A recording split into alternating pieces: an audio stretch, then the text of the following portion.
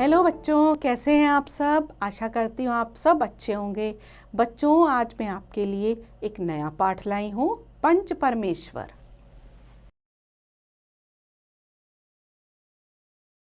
जुम्मन शेख और अलगू चौधरी बचपन से ही गहरे मित्र थे। बचपन में जुम्मन के वालिद जुमराती उन्हें शिक्षा प्रदान करते थे। बड़े होते होते दोनों की मित्रता और गहरी हो गई। एक को दूसरे पर अटल विश्वास था। खेती भी सांझे में होती थी तो लेन देन भी साझा था।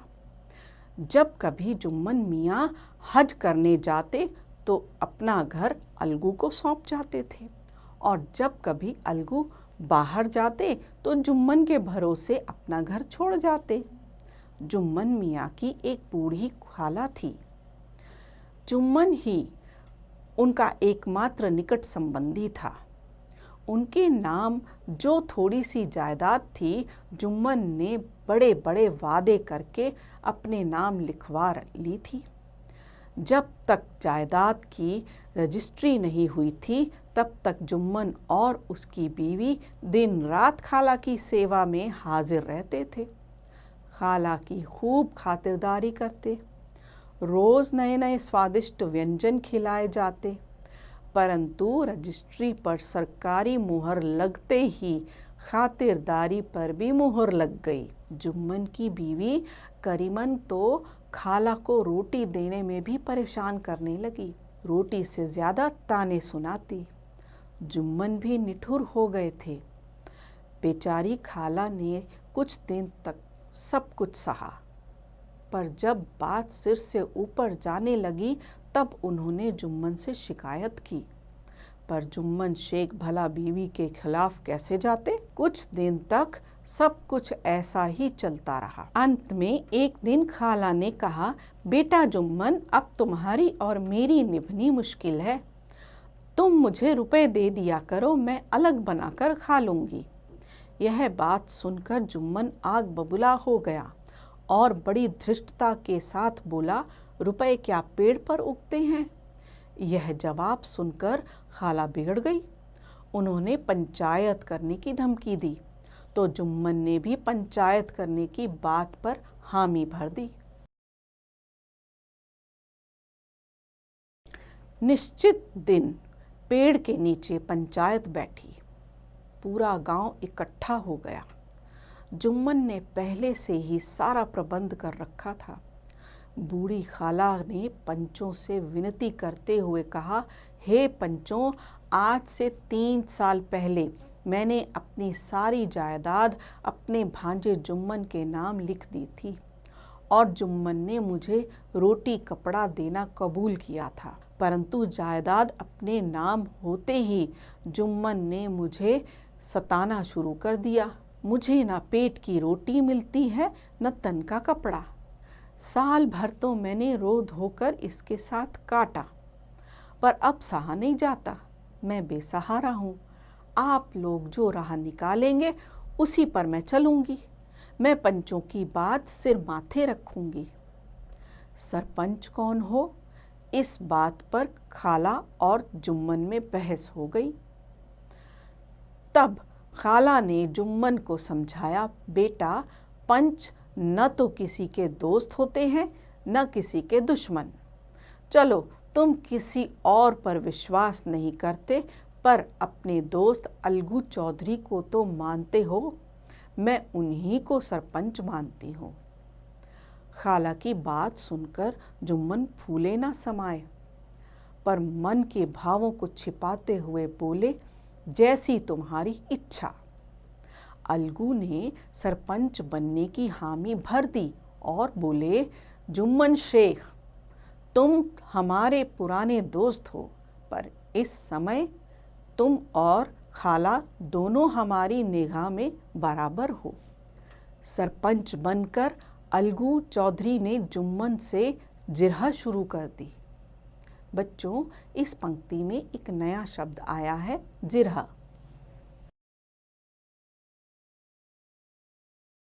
जिरह का अर्थ होता है आर्ग्यूमेंट्स, तर्क वितर्क।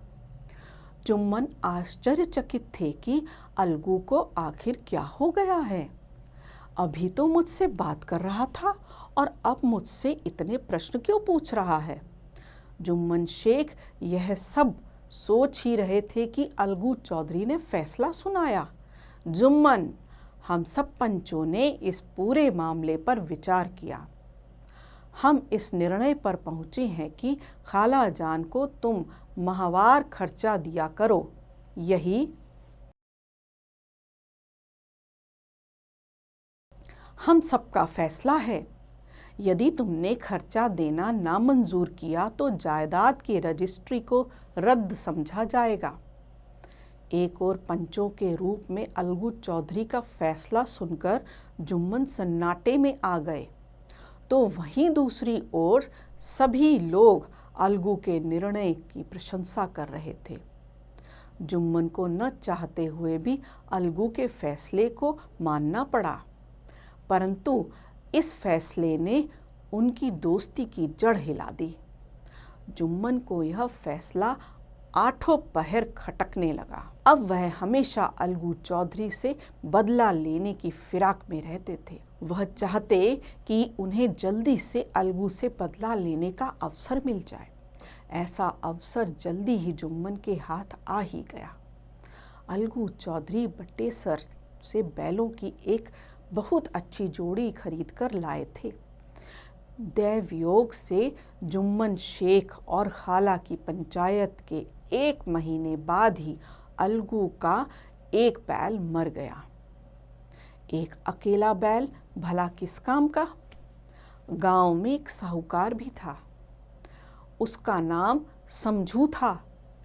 अलगू चौधरी से समझू ने 1 महीने में दाम चुकाने का वादा करके बैल खरीद लिया। नया बैल पाकर समझू ने उसे रगड़ना शुरू कर दिया।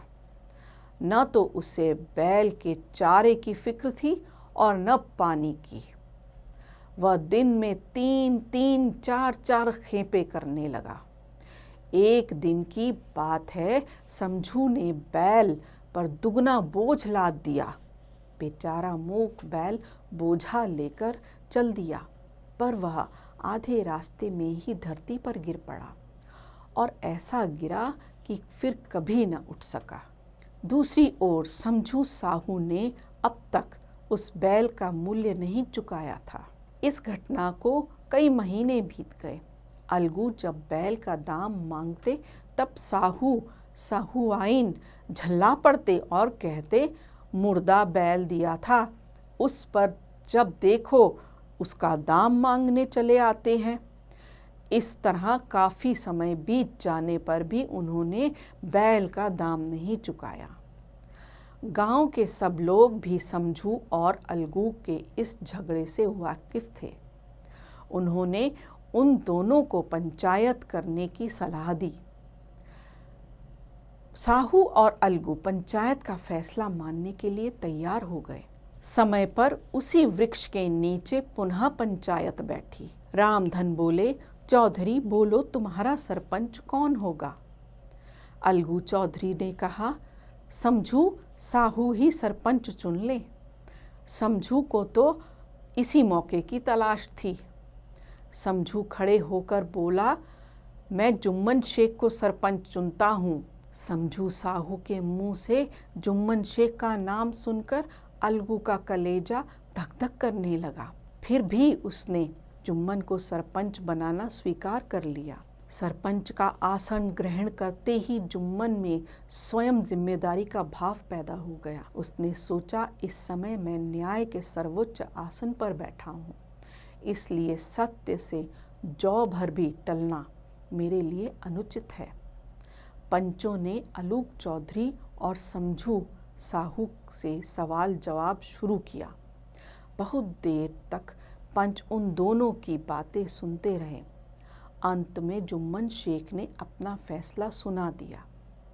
उन्होंने कहा, अलगू चौधरी और समझू साहू, पंचों ने तुम दोनों के आरोप प्रत्यारोप ध्यान से सुने और उन पर अच्छी तरह विचार किया। समझू को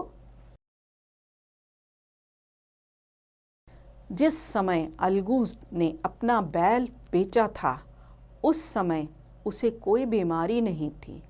बैल की मृत्यु का कारण यह था कि उससे बड़ा कठिन परिश्रम लिया गया था और उसके दाने चारे का प्रबंध भी नहीं किया गया था। इसलिए समझू को बैल का पूरा दाम अलगू चौधरी को देना होगा। यही पंचायत का निर्णय है। पंचायत का निर्णय सुनकर अलगू चौधरी फूले न समाये। खुश होकर जोर जोर से पंच परमेश्वर की जय का उद्घोष करने लगे। अन्य लोग भी इस उद्घोष को दोहराते हुए कहने लगे, पंच परमेश्वर की जय।